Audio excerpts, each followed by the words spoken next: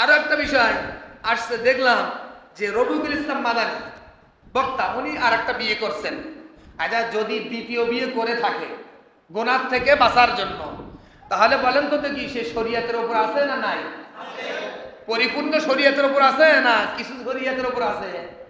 পরিপূর্ণ।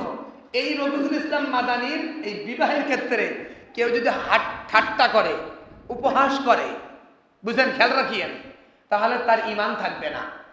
কথা বলেন ঠিক না বেঠি? বলবেন কেন? সূরাতুন নিসা বাংলা বের করবেন।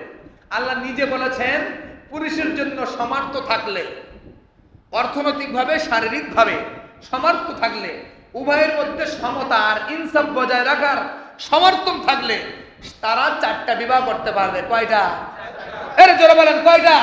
4টা। এখন শরীয়তের বিধান কোরআনে আছে, কেউ যদি অস্বীকার করে মুমিন থাকবে না কাফের হবে?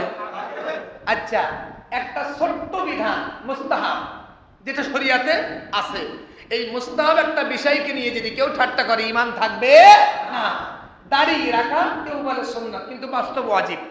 এই দাড়িকে নিয়ে কেউ যদি ঠাট্টা করে, দাড়িকে নিয়ে কেউ যদি উপহাস করে, তাহলে আমি এই মেম্বারে বসে ফতোয়া দিয়ে দিলাম ইসলামের পক্ষ থেকে তার ঈমান থাকবে না।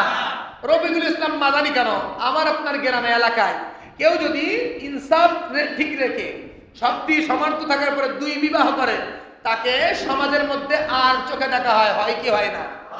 আরে ভাই জোরে বলেন, হয় কি হয় না? হয়। কেন? এটা তো ইসলামে আছে, শরীয়তে আছে। আল্লাহ যেটা বৈধ করেছে, আল্লাহ যেটা শরীয়তে দিয়েছে, সেটার ক্ষেত্রে মুসলমান জাতি গালমন্দ করা মানে এটার ক্ষেত্রে বোঝা গেল তার ঈমানের দুর্বলতা আছে। কথা বলেন ঠিক নেবে ঠিক?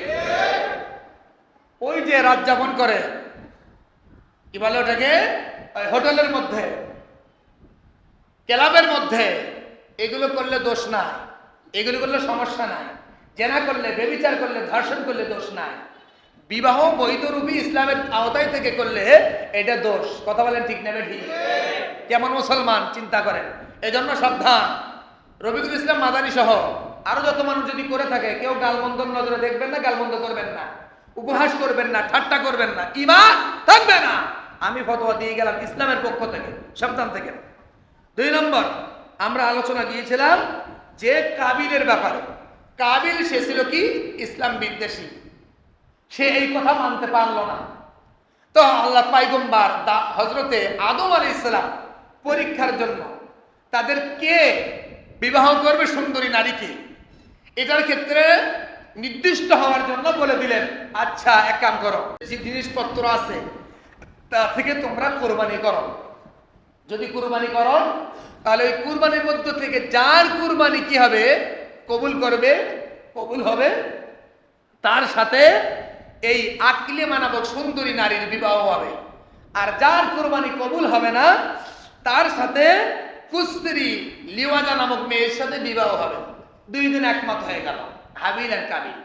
এখন ওই যুগের মধ্যে হাবিলে গৃহ পশু, সে গৃহ মানে ঘরের ভিতরে লালন পালন করত, আর কাবিলে শস্যাদি লালন পালন করত, চাষাবাদ করত, আবাদ করত। এখন দুজন কি করছে? কুরবানি করছে। আর ওই যুগের মধ্যে কুরবানি কবুল হওয়ার নিয়ম ছিল, যার কুরবানি কবুল হবে আসমান থেকে অগ্নিশিখা এসে তার এই কুরবানির বস্তুকে ভস্মীভূত করে দিয়ে চলে যাবে, বোঝা যাবে তারটা কবুল হয়েছে। বলেন সুবহানাল্লাহ। সরাসরি ভাবে মানুষ দেখতে পারবে যে এরটা কবুল হয়েছে। মুসলমান ভাইরা আমার, হাবিলকে বলা হলো তুমি কুরবানি করে ফেলো, কাবিলকে বলা হলো তুমি কুরবানি করে ফেলো। কাবিল তার শস্যাদি বস্তু থেকে কিছু বস্তু আল্লাহর রাস্তায় কুরবানি করে দিল, রাস্তার মধ্যে রেখে দিল। আর তেমনি ভাবে হাবিলও তার পশু গবাদি পশু থেকে একটা হিষ্ট পুষ্ট পশু সে আল্লাহর রাস্তায় কুরবানি করে দিল। কুরবানি করতে দেরি নয়, আল্লাহর পক্ষ থেকে অগ্নিশিখা এসে হাবিলের জানোয়ারকে আগুনের মাধ্যমে ভস্মীভূত করে চলে গেল। বলেন সুবহানাল্লাহ।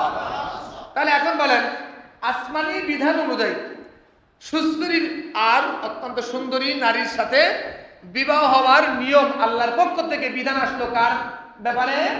হাবিলের ব্যাপারে। সবাই জোরে জোরে বলেন, কার ব্যাপারে? হাবিলের ব্যাপারে।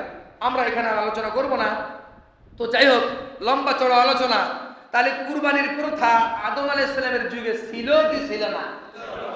তাহলে এমন একটা বিধান যেটা পৃথিবীর মানব জাতির সূচনাকালে ছিল আর কিয়ামত পর্যন্ত থাকবে, এই বিধানটা কেউ যদি সাধারণ ভেবে সাধারণ মনে করে যদি উড়িয়ে দেয় আর এই বিধানটা পালন না করে, তাহলে তাহারা আল্লাহ পাকের বড় একটা বিধান অমান্য করার নামান্তর হবে। কথা বলেন ঠিক না? মুসলমান ভাইরা আমার, আল্লাহ রাব্বুল আলামিন কোরআনে কারীমে সূরা মায়েদার মধ্যে বলে দিলেন, ওয়াতনু আলাইহিম নাবা আবনাই আদম বিল হক ইয قربا قربانا فتقبل من احدهما ولم يتقبل من الاخر। নবী, আপনি আপনার উম্মতদেরকে আদম নবীর দুই সন্তানের আলোচনা যথাযথভাবে ব্যক্ত করে দেন। যেমন ঘটনা ঘটেছিল তেমনি ভাবে আপনি বলে দেন, জানিয়ে দেন। যখন তারা দুইজনকে জানাই দেওয়া হলো এবং দুইজনে কুরবানি করলো, আল্লাহ পাক বলতেছেন ফাতুকবিলা মিন আহাদিহিমা, তাদের দুইজনের একজনের কুরবানিকে আমি রব্বুল আলামিন কবুল করে নিলাম। বলেন সুবহানাল্লাহ। ওয়ালাম ইতাকাব্বাল মিনাল আখার, আল্লাহ বলতেছেন অপরজনের কুরবানি আমি কবুল করলাম না। এটা কোরআনে কিন্তু আছে, কোরআন থেকে বলা হলো। যখন এরকম পরিস্থিতি হলো তখন কাবিল অনেক রাগান্বিত হয়ে গেল। রাগান্বিত হয়ে সে হাবিলের উপরে চুটে বসলো আর বলল, ক্বালা লা আকতুলান্নাকা, আমি অবশ্যই তোমাকে হত্যা করে ফেলবো। তাকিদের শব্দ ব্যবহার করছে, আমি অবশ্যই তোমাকে হত্যা করব।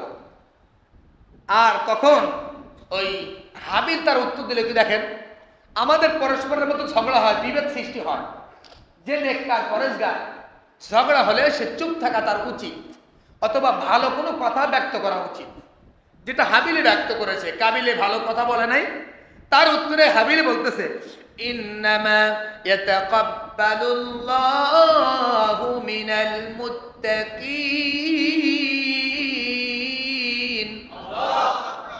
হাবিলে বলতেছে কাবিলের উত্তরে, নিশ্চয় আল্লাহ তাআলা কবুল করেন মুত্তাকিদের পক্ষ থেকে দেওয়া আমলকে। বলেন সুবহানাল্লাহ। এরপরে হাবিল কোনো কথাই শুনলো না, কাবিলে কোনো কথাই শুনলো না। এখন সে বলছে, লাইন বাসাত্তা ইলাইয়া ইয়াদাকা লিতাকতুলানি মা আনা বিবাসিতি ইয়াদিয়া ইলাইকা লিআকতুলাক। হাবিল বলছে, শোনো, তুমি যদি আমাকে হত্যা করো, তোমার হাত আমাকে হত্যা করার জন্য যদি সম্প্রসারিত করো, তাহলে আমি হাবিল তোমাকে হত্যা করব না। কারণ আমি হত্যা করব না কেন?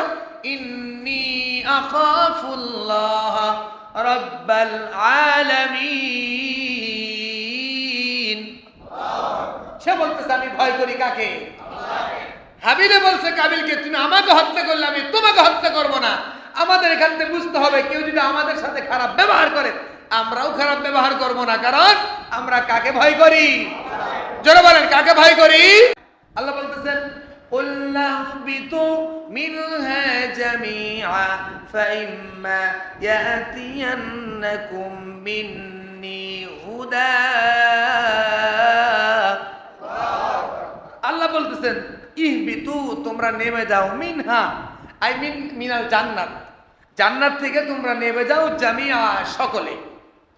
এখন এখানে আপনারা বলবেন, প্রশ্ন আসবে, হুজুর ওনারা তো দুইজন, আমাদের আদি পিতা মা ও হাওয়া আলাইহিস সালাম আর আদম আলাইহিস সালাম। দেখেন, জামিয়া শব্দ মানে সকলে নেমে যাও বললেন কেন? এটা তো বহু বছর শব্দ ব্যক্ত করলেন। কোরআন তো অলঙ্কার শাস্ত্রপূর্ণ, তার উপরে প্রশ্ন উপস্থিত হলে কোরআনই সঙ্গে সঙ্গে জবাব দিয়ে দেয়, হাদিসে তার পক্ষে জবাব দিয়ে দেয়। তার কারণ হলো, তাফসীরের মধ্যে আসছে যে মা হাওয়া আলাইহিস সালাম, আদম আলাইহিস সালাম শুধুমাত্র দুইজন ছিলেন জান্নাতে মানুষের মধ্যে থেকে। তো ওনাদের যখন নামিয়ে দিচ্ছেন, আমরা পৃথিবীর সমস্ত মানুষ আদম আলাইহিস সালামের পৃষ্ঠ প্রদেশের মধ্যে ছিলাম। কথা বলেন ঠিক না ঠিক? এই জন্য আল্লাহ পাক সমস্ত ইনসানকে লক্ষ্য করে বলছেন, ও আদম আর হাওয়া, শুধু তোমরা না, তোমাদের নাতি পুতি বাচ্চা কাচ্চা যা তোমাদের ভিতরে আছে সবাইকে নিয়ে দুনিয়ার জগতে নেমে যাও। বলেন সুবহানাল্লাহ। আমরা নানার বাড়ির জগৎ থেকে চলে আসছি বাবার বাড়ির জগতে, এই দুনিয়াতে, অস্থায়ী জগৎ, দুনিয়ার জগৎ। এই জগৎ আসার পরে ওনারা যখন নামাই দিলেন, আসলেন, অনেক দিন চলাফেরা করার পরে দুজন দুই জায়গায় নামাইছেন, যাই হোক আরাফার ময়দানে একসাথে দুজনের পরিচয় হয়েছে, দেখা সাক্ষাৎ হয়েছে। অনেক দূরবর্তী স্থান থেকে একত্রিত হয়েছেন অনেকদিন পরে। তো অনেকদিন পরে একত্রিত হলে এই জন্য এই জায়গাটাকে আরাফা বলা হয়, আরাফার ময়দান, পরিচয় লাভের স্থান, মানে সংযুক্ত হওয়ার স্থান অথবা সাক্ষাৎ হওয়ার স্থান। যখন একত্রিত হয়েছেন এরপরে তাদের দুনিয়ার জগতে জীবনযাত্রা শুরু হয়েছে। জীবনযাত্রা শুরু হওয়ার পরে তাফসীরের মধ্যে আসছে হাওয়া আলাইহিস সালাতু ওয়াস সালাম প্রতিবারই বাচ্চা প্রসব করেন, দুইটা করে সন্তান, যমজ সন্তান। এই যমজ সন্তান প্রসব করেন, একটা ছেলে একটা মেয়ে। বলেন কি? একটা ছেলে একটা মেয়ে। তো একটা ছেলে একটা মেয়ে আপন ভাই বোন। এখন বর্তমান পৃথিবীতে বিধান অনুযায়ী আপন ভাই বোনের বিবাহ শাদী কি নাই? জায়েজ নাই, বৈধ নাই। এমনকি এক ঘরের দুই মেয়ে, এক পরিবারের এক ছেলে, সে এক ঘরের দুই মেয়ে একসাথে বিবাহ শাদীতে রাখতে পারবে না, শরীয়তের বিধান। এখন এই বিধান ওই যুগের মধ্যে ছিল, আপন ভাই। কিন্তু লক্ষণীয় এখানে যে ওনারা দুইজন ছাড়া পৃথিবীতে আর তো অন্য কোনো মানুষ ছিল না। তাহলে বিবাহ শাদী করতে গেলে অন্য মানুষের ছেলে মেয়ে কেমনি বিবাহ করবেন? নাই পৃথিবীতে। তো আল্লাহ পাক বিধান আরোপ করলেন যে প্রথম যেই জোড়া বাচ্চা জন্মগ্রহণ করবে, পরবর্তী যেই জোড়া বাচ্চা জন্মগ্রহণ করবে, প্রথম জোড়ার ভাই আর পরবর্তী জোড়ার মেয়ের সাথে বিবাহ শাদী বৈধ। এটা হলো আপনের সম্পর্ক হবে না, বরং আপন যে দুই ভাই একসাথে জন্মগ্রহণ করেছে ওই দুইজনের মধ্যে আপন ভাই বোন হিসেবে সম্পর্ক স্থাপন হবে। এই হিসেবে তাদের ভিতরে বৈধ বিবাহ নাই। বিবাহ বৈধ হবে প্রথম যমজ সন্তানের একজন, পরবর্তী যমজ সন্তানের আরেকজন। ঘটনাক্রমে এই নিয়ম চলতেছিল। হাবিল আর কাবিল তারা এরকম জন্মগ্রহণ করেছে। এখন পর্যায়ক্রমে প্রথম হয়েছে, ধরে নেন হাবিল, তার সাথে একটা মেয়ে হয়েছে। পরবর্তীতে হয়েছে কাবিল, তার সাথে একটা মেয়ে হয়েছে। এখন কাবিলের সাথে যেই মেয়ে হয়েছে ওই যুগে শরিয়াত অনুযায়ী তার ওই মেয়েটা, তার জুড়ের মেয়েটা হাবিলের সাথে বিবাহ বৈধ। আর হাবিলের সাথে যেই মেয়ে জন্মগ্রহণ করেছে ওই যুগের শরিয়াত অনুযায়ী যে কাবিলের সাথে তার বিবাহ শাদী বৈধ। এখন এই নিয়মটার ক্ষেত্রে হাবিল আর কাবিলের মধ্যে বিভেদ সৃষ্টি হয়েছে। কিভাবে? হাবিলের সাথে যেই মেয়ে জন্মগ্রহণ করেছে আর কাবিলের সাথে যেই মেয়ে জন্মগ্রহণ করেছে অত্যন্ত সুশ্রী সুন্দরী, কাবিলের সাথে যে জন্মগ্রহণ করেছে, যে হাবিলের ভাগে পড়ছে। আর হাবিলের সাথে যে মেয়ে জন্মগ্রহণ করেছে সে অত্যন্ত কুচ্ছিরি, বেশি সুন্দরী না, কুচ্ছিরি, কদাকার, তা সে ভাগে পড়েছে হাবিলের। হাবিল একটু বদমেজাজি, সে এটাকে মানতে চায় না। যখন বিবাহ শাদীর সময় হয়ে গেল, হাবিল ও কাবিলের বিবাহ শাদীর সময় হয়ে গেল, আদম আলাইহিস সালাম বললেন, ও হাবিল, তোমার সাথে কাবিলের সাথে যেই মেয়ে জন্মগ্রহণ করেছে যার নাম হলো আকলিমা, তার সাথে বিবাহ শাদী হবে। আর হাবিলকে বলল, তোমার সাথে কাবিলের সাথে যেই মেয়ে জন্মগ্রহণ করেছে নাম হলো লিওয়াজা, সেই মেয়ের বিবাহ হবে। হাবিল কথা শুনে সঙ্গে সঙ্গে প্রত্যাখ্যান করে দিল, মানতে চাইল না। আজকে আমাদের দেশের ভিতরেও এমন মানুষ আছে যাদের কাছে শরিয়াতের বিধান বললে তারা মানতে চায় না। কথা বলেন ঠিক না বেঠি? আছে, শরিয়াতের বিধান বলছে, স্বার্থ আঘাত আছে, স্বার্থ লাগছে, কিন্তু বিধান কার? আরে তোরা বলেন, বিধানটা কার? আল্লাহর বিধান, মানতে হবে। কারণ আসছে আল্লাহর পক্ষ থেকে, এটা আমার পক্ষে হোক আমার বিরুদ্ধে হোক আমাকে মানতে হবে, কারণ আমি মাখলুক, বিধান দিয়েছেন আমার খালেক। কথা বলেন ঠিক না বেঠি?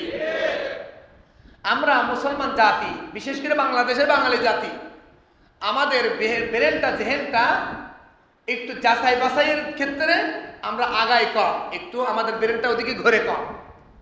এই যে নেত্রকোনা একটা ঘটনা ঘটলো, সোশ্যাল মিডিয়াতে ঘুরে বেড়াচ্ছে, এক মুফতি সাহেব নিয়ে, আলেম নিয়ে, 11 বছর বয়সী মেয়ের সাথে অপকার করে কথা। আসলে সরকারিভাবে এখনো পর্যন্ত প্রকৃতপক্ষে যাচাই বাছাই এখনো কিন্তু সোশ্যাল মিডিয়াতে আসে নাই, খালি মামলা দায়ের করা হয়েছে, প্রকাশ পাইছে তাই। এর আগে আমরা এক শ্রেণী মানুষ বিশ্বাস করে ফেলেছি সে তাহলে মাদ্রাসার মধ্যে এরকম কর্মকাণ্ড হয়, মাদ্রাসাগুলো তাহলে বন্ধ করে দিতে হবে। এরকম এক শ্রেণীর মানুষ আমাদের মধ্যে আছে না নাই? আরে ভাই, এই ঘটনা যদি আল্লাহ না করুক যদি ঘটে থাকে, এর চাইতে আরো মর্মান্তিক ঘটনা আরো বাংলা শিক্ষায় শিক্ষিত প্রতিষ্ঠানে হয় না? আরে আমার কথা জবাব দেন, হয় কি হয় না? যদি হয়ে থাকে তাহলে এই মাদ্রাসা বন্ধ হওয়ার আগে ওই সমস্ত প্রতিষ্ঠানগুলো বন্ধ করতে হবে। কথা বলেন ঠিক না? মুসলমান জাতির জেহেন থাকবে যাচাই বাছাই লোক পূর্ণ, খেয়াল রাখতে হবে। এখনো ডিএনএ টেস্ট হয় নাই, সরকারিভাবে প্রতীয়মান হয় নাই, প্রমাণিত হয় নাই। তার আগে সবার ভিতরে একটা বিভিন্ন প্রকার অবস্থা হলো বিরাজমান, ঘুরপাক খাচ্ছে। কিন্তু ভাই আমরা খেয়াল রাখতে হবে, আমাদের কেউ বললো চা তোমার কান চিলে নিয়ে গেছে, চিলের পাশে দৌড় মারলে চলবে না, কানে হাত দিয়ে দেখতে হবে কান আছে কিনা। কথা বলেন ঠিক না? মায়েদার একটা আয়াতে কারিমা সূরা মায়েদার মধ্যে আলোকপাত করেছেন। 6 নম্বর পারার 11 নম্বর পৃষ্ঠার 27 নং আয়াত। আল্লাহ পাক এই যে ঈদুল আজহা প্রসঙ্গে আলোচনা করতে বলেছেন, কোরআনের মধ্যে আল্লাহ পাক বলতেছেন, এটাকে আমরা বাংলা ভাষায় বুঝে থাকি কুরবানি। কি বুঝে থাকি? কুরবানি। কুরবানির মাস আসতেছে বলে থাকি। তো এই কুরবানি যে বলি, এই কুরবানির ইতিহাস ইতিপূর্বে আমরা আলোচনা করেছি যে আসলে কুরবানির বিধানটা এটা কার পক্ষ থেকে আসছে আমাদের কাছে? ইমানের সাথে ভাই বলেন না, কার পক্ষ থেকে আসছে? আল্লাহর পক্ষ থেকে। আল্লাহর নাম নিলে গুনাহ হয় না সওয়াব হয়? সওয়াব হয়। যদি এটা সবাই বলেন সওয়াব হয়, তাহলে আমরা সবাই আল্লাহর নাম জোরে সরে নিব। আল্লাহ পাকের কুরবানি নামক যে বিধান আল্লাহর পক্ষ থেকে আসছে, পয়গম্বরের মাধ্যমে আসছে আমাদের কাছে। পয়গম্বর যে কথা বলতেছেন যে আপনি বলে দেন এটা আমার রাস্তা, হ্যাঁ, আমি এই রাস্তার দিকে আল্লাহর দিকে ডাকি মানুষকে। তাহলে কুরবানিটাও আল্লাহ তাআলার রাস্তা, কুরবানিটাও কার রাস্তা? আমার আলোচনা বুঝে থাকলে আপনারা বলেন যে কোরবানিটাও কার রাস্তা? আল্লাহর রাস্তা। কারণ কুরবানির ব্যাপারে আল্লাহ তাআলা কোরআনে বলেছেন, হাদিসের অগণিত হাদিস আছে, হ্যাঁ, কুরবানি করার ব্যাপারে। তো যেমন রোজাটাও আল্লাহর বিধান, আল্লাহর রাস্তা, তেমনি ভাবে কুরবানিটাও আল্লাহর বিধান, কার রাস্তা? আল্লাহর রাস্তা। তো আল্লাহ রব্বুল আলামিন এই কুরবানির বিধান আমাদের কাছে দিয়েছেন বড় একটা বিষয়কর ঘটনাকে স্মরণ করে, যে বিধানের ব্যাপারে আমরা পর্যায়ক্রমে আলোচনা করব। এখন যে আমরা কুরবানি আলোচনা করতেছি, তো আসুন সর্বপ্রথম কোরবানি শব্দটি কোন শব্দ থেকে উদ্ভূত হয়েছে, আর কোরবানি শব্দটির শাব্দিক অর্থ কি, আর কুরবানি শব্দটা শরীয়তের পরিভাষায় কুরবানি কাকে বলে, আর কুরবানি শব্দটি কোরআনে আরো আলোকপাত হয়েছে কি না, এ বিষয়ে আমরা জানব।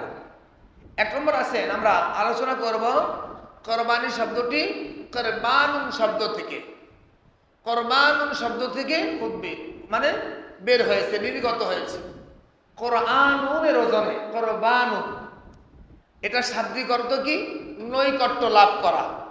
কোরবানি শব্দটির শাব্দিক অর্থ কি বলেন? সবাই বলেন কি?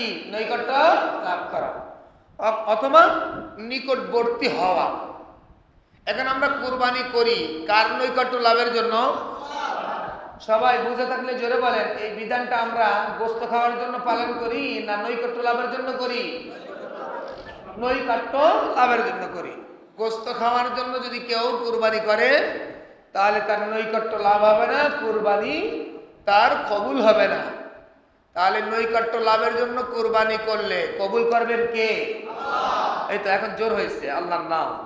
তা আল্লাহ পাক রব্বুল আলামিন এই কুরবানি দিয়েছেন যেন বান্দা কুরবানি করে আমি মালিকের সাথে তার মধ্যবর্তী অবস্থাকে সম্পর্ককে গাঢ় করতে পারে। বলেন সুবহানাল্লাহ। এই জন্য কুরবানি দিয়েছেন। আচ্ছা, এই কুরবানি মালিক যদি আমাদের জন্য না দিতেন, আপনারা ইমানের সাথে বলেন আল্লাহর কোনো ক্ষতি হতো না? তাহলে কুরবানির বিধান দেওয়ার দ্বারাই লাভ কাদের? আমাদের। জোরে বলেন, লাভ কাদের? আমাদের, আমরা বান্দা বান্দীদের। তাহলে কুরবানি না দিলে মালিকের কোনো ক্ষতি হয় না। আর কুরবানি দিলেও মালিকের কোনো লাভ হয় না, বরং লাভ হয় যে কুরবানির দাতা তার লাভ হয়, না দিলে তার পার্থিব জগৎ পরবর্তীকালীন জগতে অশান্তি আসবে, ক্ষতি হবে। এখন আল্লাহ পাকের পয়গম্বরের উম্মত বলতেছেন কুরবানি শরীয়তের পরিভাষায় বলা হয় নির্দিষ্ট মাসে, নির্দিষ্ট দিনে, নির্দিষ্ট সময়ে নির্দিষ্ট পশুকে আল্লাহর জন্য কুরবানি করাকে কুরবানি বলা হয়। কি বললাম? নির্দিষ্ট মাসে, নির্দিষ্ট দিনে, নির্দিষ্ট সময়। রাত্রে কুরবানি করলে হবে না, দিনে করতে হবে, সময়ের তারতম্য আছে। এরপরে কি করতে হবে? নির্দিষ্ট পশু, যে কোনো পশু দিলে হবে না। আপনি মুরগি একটা কুরবানি করে দিলেন, এটাকেও কুরবানি বলে, তবে এই কুরবানিটা আমাদের মৌসুম ভিত্তিক যে কুরবানি আল্লাহ পাক দিয়েছেন এই কুরবানি নয়। একটা মুরগি আল্লাহ রাস্তায় কুরবানি করে গোশত মানুষের দিয়ে দিলেন, এটাও কুরবানি, এটাও কি কুরবানি, কিন্তু এই কুরবানি মৌসুম ভিত্তিক কুরবানি নয়। এই জন্য আল্লাহ পাকের পয়গম্বরের উম্মত এখানে সংজ্ঞায় নিয়ে আসছেন নির্দিষ্ট জানোয়ারকে কুরবানি করা। সেটা কোন জানোয়ার? ওই যে 6 ধরনের জানোয়ারের কথা বলা হয়েছে। কি কি বলেন? গরু, ছাগল, মহিষ, উট, দুম্বা, ভেড়া। কয় ধরনের? 6 ধরনের। এর মধ্যে আরো চতুষ্পর্যন্ত হালাল রয়েছে, যেমন হরিণ খাওয়া হালাল। হরিণ খাওয়া কি ভাই? হালাল। ওই জন্তুকে কুরবানি করার কথা বলা হয় নাই, কারণ হরিণ তো পাওয়া যায় না। যেগুলো মানুষের কাছে পাওয়া যায়, মানুষ পালে, গৃহপালিত পশু, এইগুলোকে কুরবানি করার জন্য শরীয়তে নির্দিষ্ট করে দিয়েছে। এই জন্য পরিভাষার অর্থের মধ্যে বলা হয়েছে নির্দিষ্ট মাসে, নির্দিষ্ট দিনে, নির্দিষ্ট সময়ে। রাতে দিলে হবে না, দিনে দিতে হবে। নির্দিষ্ট সময়ে নির্দিষ্ট পশুকে, যে 6 ধরনের জানোয়ার, যে কোনো ধরনের জানোয়ারকে এই 6 ধরনের মধ্য থেকে কুরবানি করতে হবে। তাহলে এই বিধানগুলো দিয়েছেন কে? মন মতো পশু জানোয়ার কুরবানি করলে কুরবানি হবে না। তাহলে পরিভাষার মধ্যে কুরবানি কাকে বলে আমরা সেটার আলোচনাও আমরা শুনলাম। এখন আমরা জানবো যে কুরবানি শব্দটি শুধু কি মানে আমরা মুখোমুখি শুনেছি না হাদিসে আছে, কোরআনে কি আছে? বলে কোরআনে কয়েক জায়গায় কুরবানি শব্দটি আলোকপাত হয়েছে। কোরবানি শব্দটি কয়েক জায়গায় কি হয়েছে? আল্লাহ পাক নাজিল করেছেন, কোরআনে দিয়েছেন। তার মধ্যে একটা হলো আল্লাহ রাব্বুল আলামিন কোরবানি শব্দটা দিয়েছেন সূরা আলে ইমরানের মধ্যে 183 নং আয়াত। আল্লাহ পাক বলতেছেন হাত্তা ইয়াতিয়ানা বিকুরবানিন তাকুলুহুন নার। আয়াতের মধ্যে কুরবান শব্দ আসছে।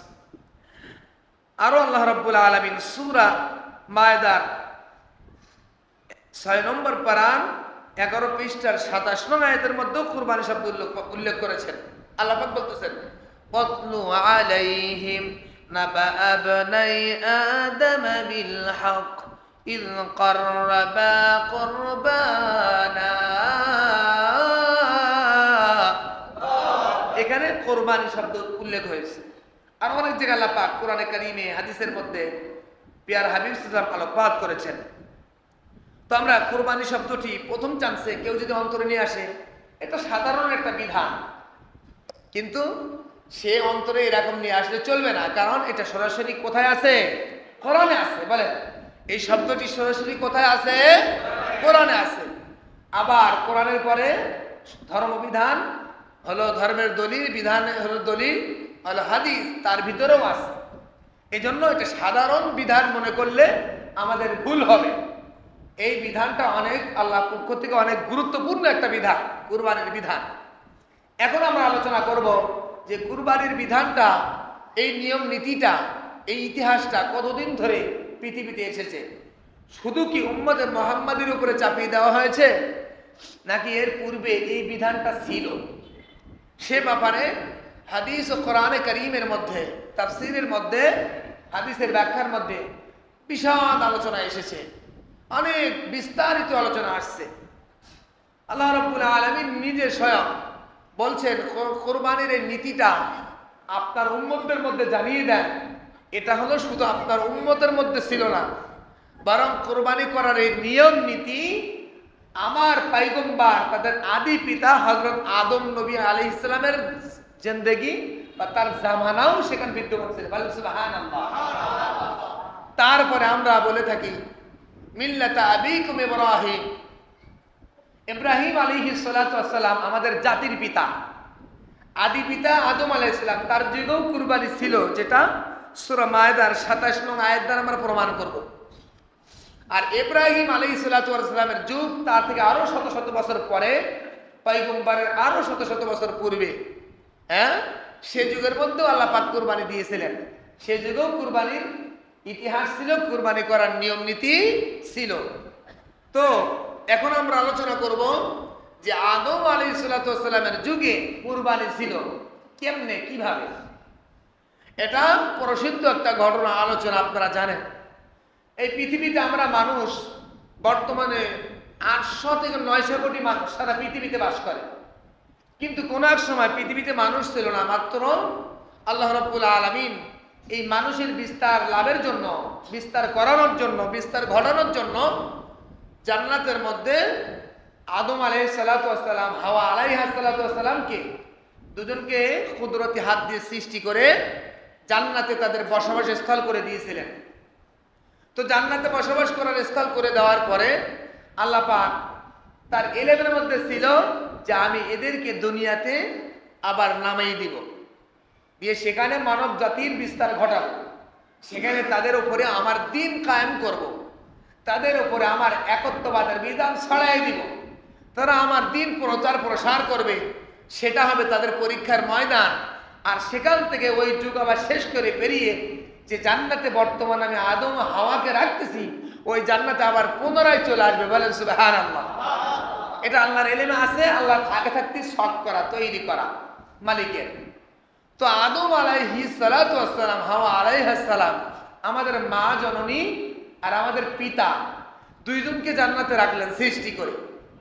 এখন আমাদের একটা নানার বাড়ির দেশ, সেখানে থাকার পরে আল্লাহ পাক রাখছেন, খালি খালি যদি বলে এখন তোমরা দুনিয়ায় নেমে যাও, তাহলে মন খারাপ করবে, খারাপ মনে করবে যে আমরা ছিলাম এত শান্তির জায়গা, আরামের জায়গা, আমাদেরকে সেখান থেকে দুনিয়ার সৌন্দর্যযুক্ত জায়গা, না আছে ফলমূল, না আছে কোনো কিছুর পরিবেশ সুন্দর, সেখানে নামাই দিল, মনে খারাপ মনে করতে পারে, খারাপ নিয়ে আসতে পারে। এই জন্য আল্লাহ পাক একটা কৌশল অবলম্বন করলেন। সেই কৌশলটা কি? আমরা অনেকে বলে থাকি আদম আলাইহিস সালাতু ওয়াস সালাম আর হাওয়া আলাইহিস সালাম গন্ধম ফল খেয়ে ভুল করেছিল। আরে ভাই, এটা তাদের ইজতিহাদের ভুল, কিন্তু মালিকই করাইছে। এই কৌশলটা তাদের কি আল্লাহ পাক তাদের জেহেনে করাই দিয়েছে, শয়তানের ধোকায় ফেলাইছে। কিন্তু এটা কার পক্ষ থেকে? এটা জোরে বলেন না, কার পক্ষ থেকে? আল্লাহর পক্ষ থেকে তৈরি করা শখ, তৈরি করা নিয়ম এটা। তো যখন তারা ফল খেয়েছে, তখন হাওয়া আলাইহিস সালাম, আদম আলাইহিস সালাম উলঙ্গ হয়ে গেছে, কাপড় চোপড় সব খুলে গেছে, আল্লাহর অবাধ্য করছে। কিন্তু আল্লাহ পাক তো কৌশল অবলম্বন করছেন মালিকে। এখন বলতেছে আল্লাহ পাক কোরআনে কারীমে সূরাতুল বাকারা 1 নম্বর পারা 6 নম্বর পৃষ্ঠার মধ্যে আল্লাহ রাব্বুল আলামিন বলতেছেন যে কুল্লাহবিতু মিনহা জামিআ, এখন আর থাকার সময় আর তোমাদের এই জান্নাতে নাই, তোমরা এখন সকলে নেমে যাও। কার বিধান? বললেন কে? আল্লাহ স্বয়ং নিজে বললেন। আল্লাহ বলতেছেন কুল্লাহবিতু, আমি বললাম, আল্লাহই কুল্লার ফাইল।